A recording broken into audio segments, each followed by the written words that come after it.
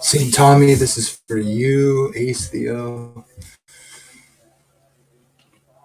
and generally anyone who thinks the precepts of the moral law of God are buried because of the resurrection of Jesus. So, here we go. Quotes by famous men, read to you by Jamie Russell. The day will come when I shall hold up against these commandments the tables of a new law, and history will recognize our movements.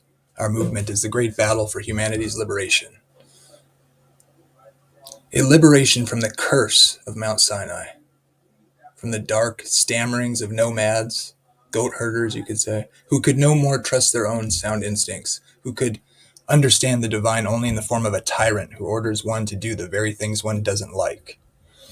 This is what we are fighting against: the masochistic spirit of self-torment, the curse of so-called morals, idolized to protect the weak from the strong in the face of immortal law of battle, the great law of divine nature. Against the so-called 10 Commandments, against them we are fighting. The same famous person said, the 10 Commandments have lost their validity. Conscience is a Jewish invention. It is a blemish like circumcision. Who knows who this is? Who said these things? Mic drop. No, just kidding. Do you agree with Hitler? I don't. Am I being sneaky? No, maybe a little bit.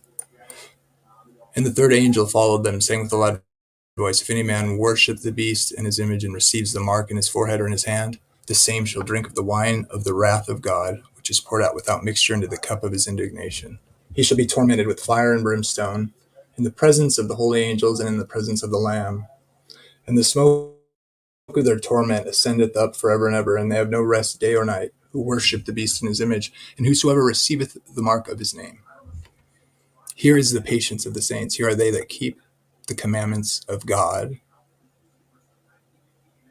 Theos in the Greek, general term for just God proper, and the faith of Jesus. And I heard a voice from heaven saying unto me, right, blessed are the dead which die in the Lord from henceforth. Yea, say the Spirit, that they may rest from their labors and their works do follow them. And I looked, and behold, a white cloud, and upon the cloud one sat like unto the Son of Man, having on his head a golden crown, and in his hand a sharp sickle.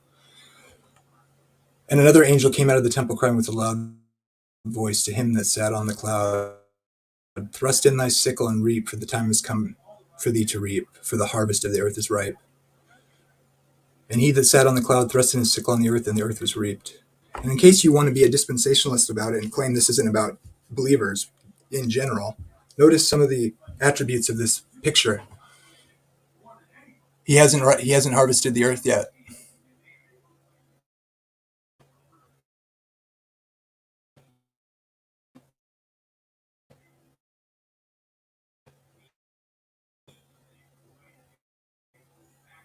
Look at the others that talk about the sort of language. No matter what your position is on the rapture, this is the return of Christ, the next return of Christ. Can't get around it. The ones who aren't the saints here, that's sandwiched in between eternal judgment on both sides and the salvation of the return of Christ. This isn't about Jews and not Christians. This is about believers, period.